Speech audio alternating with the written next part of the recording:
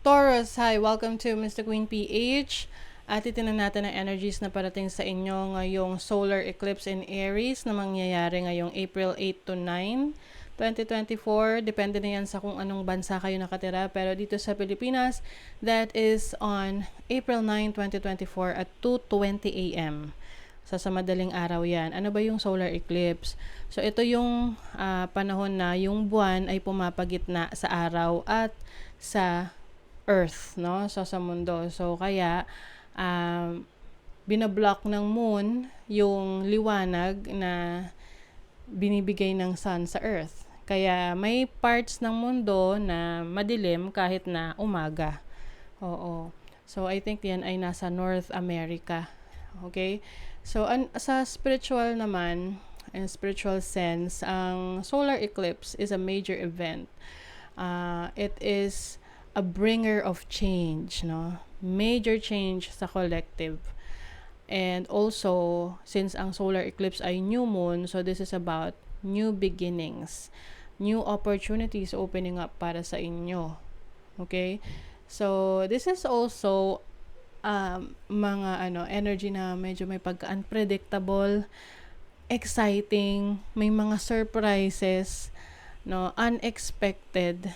So talagang brace yourself of the changes that might come into you ngayong solar eclipse na magli-lead sa new beginnings. Okay? So this reading is for Taurus rising. Pwede ring makaresonate dito ang Taurus sun or Taurus moon, pero mas accurate siya sa rising sign, Aries, sa Taurus rising. So if hindi niyo pa alam kung ano ang inyong rising sign, meron tayong link sa description kung paano nyo malalaman ang inyong rising sign. So, pag alam nyo na, puntahan nyo yung video na yon, yung sign na yon, kasi lahat naman na uploaded. Okay? So, this reading is for Taurus rising. Ang solar eclipse ay magaganap sa inyong 12th house. Okay, so Taurus, medyo medyo heavy itong energies na to para sa inyo, to be honest. Kasi ang 12th house is about endings. Very spiritual siya at the same time. It might affect your mental health as well. Oo. Ito yung subconscious Ito yung mga bagay na hindi ka aware pero nandyan. You get what I mean?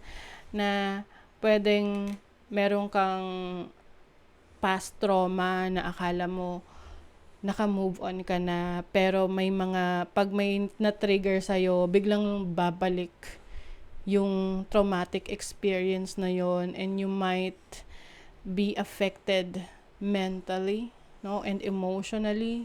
So, pwede kang maging very sensitive sa mga ganyan. This is also about healing, no, and your dreams. Yung iba sa inyo, maaring magkakaroon kayo ng vivid dreams na yung parang pag nananaginip kayo, parang totoo siya, parang nangyayari siya. Maaring ito ay may mga messages para sa inyo, lalo na kung meron kayong mga pinagdarasal or minamanifest. So, maaring ito ay mga signs na pinapakita sa inyo. So, itong solar eclipse ay conjunction, no? In conjunction siya with Chiron, which is about healing. This is also growth.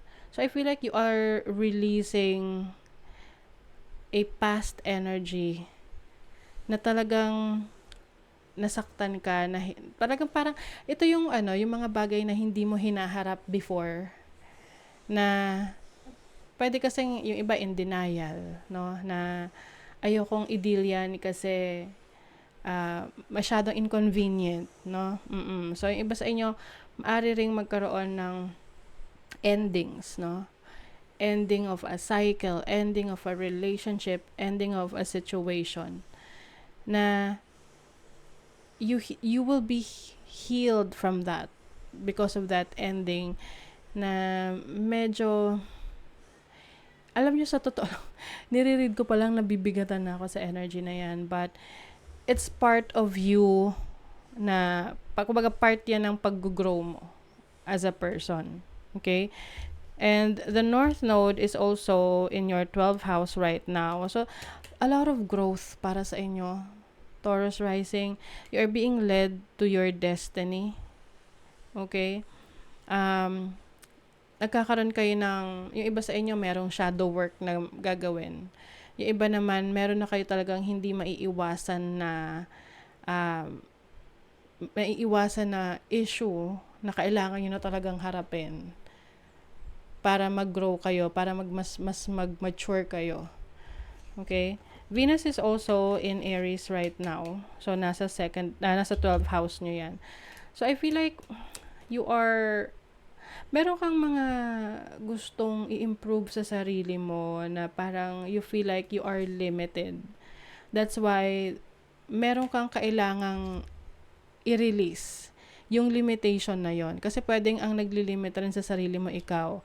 Maaring may mga doubts ka. Kasi ang 12th house is self-undoing. Ito yung may mga pagkakataon na tayo rin yung sumasabotahe sa sarili natin eh.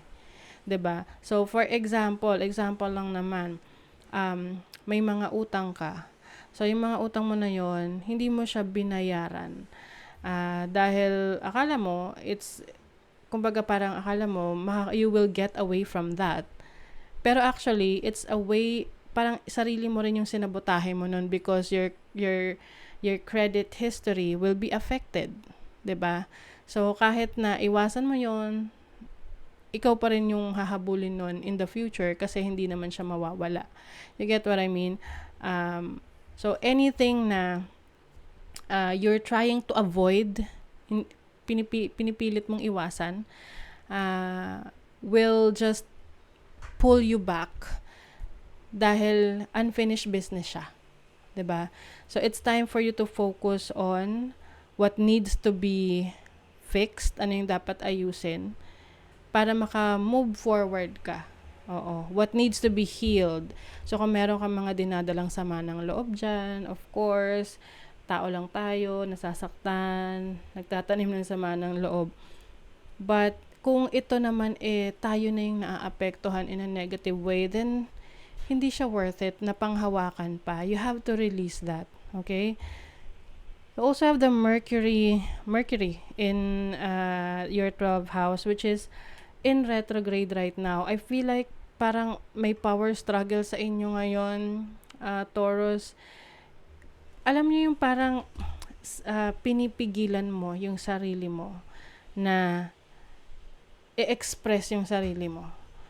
There's so much limitation. So, it's time for you to, parang you have to, labanan mo yun. Kahit na sa tingin mo na meron kang kailangang sabihin katotohanan, kahit na makakasakit yon sa ibang tao or sa sarili mo, you have to do it kasi ayun yung paraan mo para ma-let go yon, para mapalaya yung sarili mo. Okay. Let's see, ano pa? Kuha tayo ng tarot cards for you. For Taurus. Queen of Coins. Knight of Wands. Yes, I think yung iba sa inyo, you want financial freedom right now. May mga gusto kang gawin sa sarili mo, pwedeng sa career mo na gusto mong baguhin, pero parang iba sa inyo kasi nakakulong sa isang sitwasyon na parang feeling mo wala kang magagawa. Pero kailangan mo lang talagang mag-decide.